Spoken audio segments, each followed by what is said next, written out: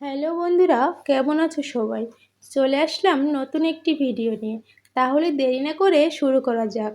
বাংলা চলচ্চিত্রের অমর নায়ক সালমান শাহের মৃত্যু নিয়ে নতুন করে মুখ খুলছেন তার ভাই শরণ চৌধুরী। সম্প্রতি এক লাইভ কনফারেন্সে তিনি দাবি করেন সালমান শাহ আত্মহত্যা করেননি, তাকে পরিকল্পিতভাবে হত্যা করা হয়েছে। ঘটনাটির লোমহর্ষক বর্ণনা দিয়ে তিনি বলেন, হত্যার সঙ্গে জড়িত ছিলেন অভিনেতা ডন, সালমানের স্ত্রী সামিরা এবং আরও কয়েকজন প্রভাবশালী ব্যক্তি। শরণ দাবি করেন, তিনি প্রমাণসহ এই ঘটনার অনেক তথ্য প্রকাশ করেছেন, যা বহু বছর ধরে গোপন ছিল। তার ভাষায়, সালমান মৃত্যুর আগে বহুবার জানিয়েছেন যে চলচ্চিত্র অঙ্গনে একটি চক্র তাকে হত্যার হুমকি দিচ্ছে।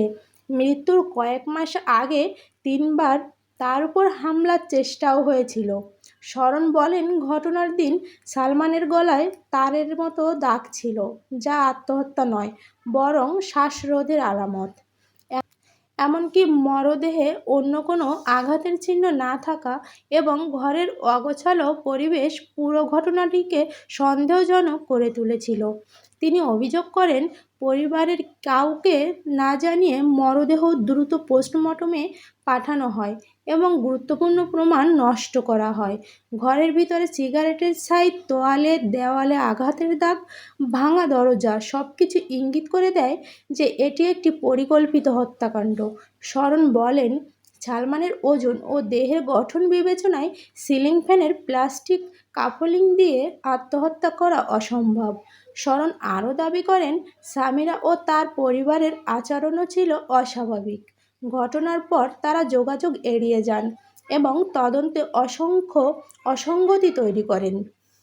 তার মতে, এটি শুধু একটি পারিবারিক বা মানসিক সংকটের ফল নয়, বরং একটি ষড়যন্ত্রের ফসল।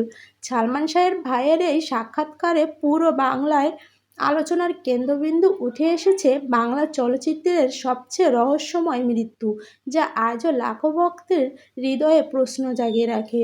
সালমান শাহ কি সত্যি আত্মহত্যা করেছিলেন, নাকি তিনি ছিলেন এক নৃশংস হত্যার শিকার? আপনাদের কি মনে হয় কমেন্ট করে জানাবেন। সেলিব্রিটিদের নিয়ে এমন আরও অজানা তথ্য পেতে আমাদের চ্যানেলটি ফলো করে রাখুন। ধন্যবাদ।